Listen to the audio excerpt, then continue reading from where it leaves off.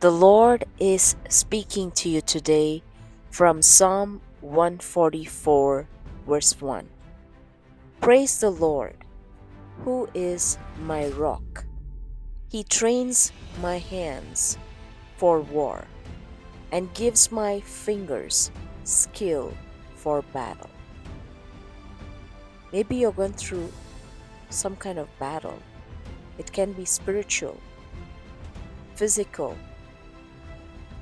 health wise, whatever battle you're fighting by yourself.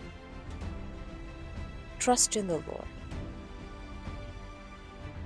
Make Jesus your refuge, your rock.